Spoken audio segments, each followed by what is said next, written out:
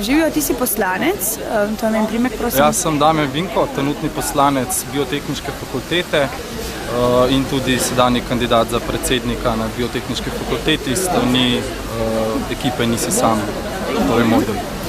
Ti si pa tudi na eni od sej zahteval, naj se izjasni točno, kako mora biti iz te kandidature poslane. Kako je zdaj s tem? Ja, v bistvu je bilo tako, da, če smem celotni nalog na hitroco obrazložiti, da je 20. septembra predsednik študentskega zbora na mailing listo študentskega zbora poslal popravek razpisa volitev, kjer je bila bistvena sprememba to, da je predhodno pisalo, da se kandidature pošlje priporočeno na poštni naslov, na kar pa je bilo zapisano, da se kandidature odda po pošti, torej črtali so besedo priporočeno in s tem je volilna komisija tudi objavila končen in tudi dokončen razpis študentskih volitev. Hkrati pa je bilo pri tem razpisu tudi ključno, kar sem že večkrat predhodno na sejah opozoril, na 25. člen statuta, ki pravi, da izvaja volitve 7-članska volilna komisija, kar pa trenutno na ŠOV sploh ne obstaja. Kar pomeni, da volilna komisija trenutno sploh ni kompetentna, da bi izvedla študentske volitve. Na to sem jaz 22. septembra prosil predsednico volilne komisije, če se lahko osebno dobiva in ni šlo za nekakšno v bistvu uradno prošlo na kakršnikoli seji, da bi jaz pač prosil.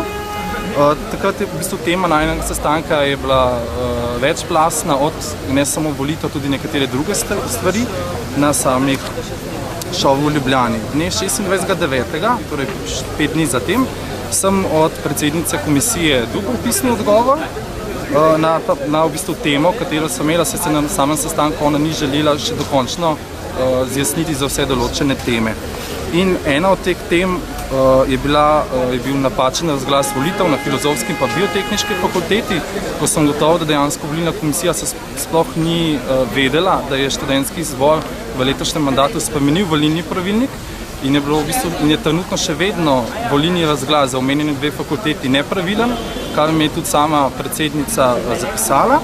To je bila ena tema in druga tema, za katero pa se zdaj odvijajo problemi, so pa oddajanje kandidatur, ker je pa res, da mi zapisala, da je dovoljeno oddajanje kandidatov in list po navadni pošti in zaskati v oklepaj zapisala sprememba razpisa v skladu z volilnim pravilnikom.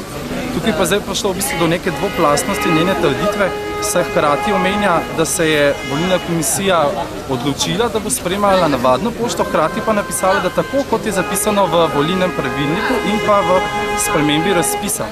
Kot sem pa že na začetku povedal, pa sprememba razpisa še vedno govori, da se oddaja po pošti in ne opredeljuje po kakšni pošti in to isto opredeljuje tudi volilni pravilnik.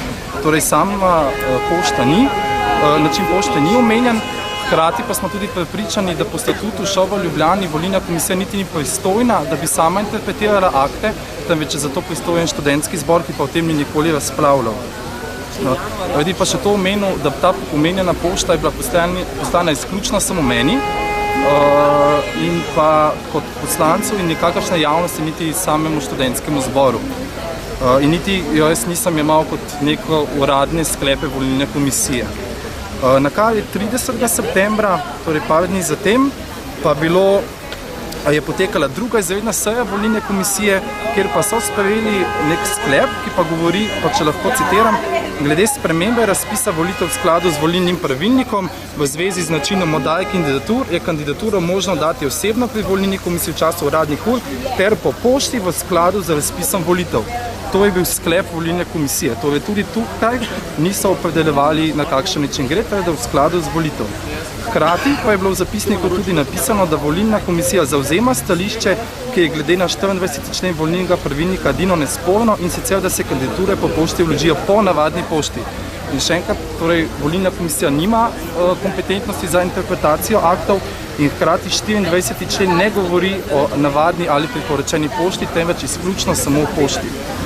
In pri celotnih teh odgovorih pa so tudi, po mojem mnenju, do nepravilne tolmačenja aktov, pa tudi do dvojnosti odločitev volilne komisije. Hkrati pa se mi tudi ključno to, da omenjen zapisnik je bil objavljen izključno samo na oglasni deski ŠOV v Ljubljani in pa na elektronski mailing listi študentskega zbora, torej dejansko javnost o teh sklepih sploh ni bila obveščena. Sam trenutek, zdaj mene nekaj zanima. Ta sprememba je prišla koliko časa pred zadnjim rokom oddaje kandidatur? Katera sprememba? Ta proti zadnja. Zadnja je prišla 30. septembra vendar še enkrat poudarjam, da je v bistvu ta sklep bil v bistvu dvojni. Ne? V bistvu je govoril o navadni, o v bistvu volilnem pravilniku, za katerega mi trdimo, da v bistvu dovoljuje to, kar so kandidati neodvisne študentske mreže naredili, hkrati pa oni tolmačijo, da bodo pa vzeli samo navadno pošto, ker oni mislijo, da v aktih tako piše. Aha, In to je bilo torej 4 dni pred končno oddajo kandidature. A so bili o tem obveščeni vsi kandidati obeh opcij, oranžnih in modrih? Uradno je bilo to objavljeno izključno samo na mailing listi trenutnih poslancev in pa na oglasni Nedeljski šova v Ljubljani.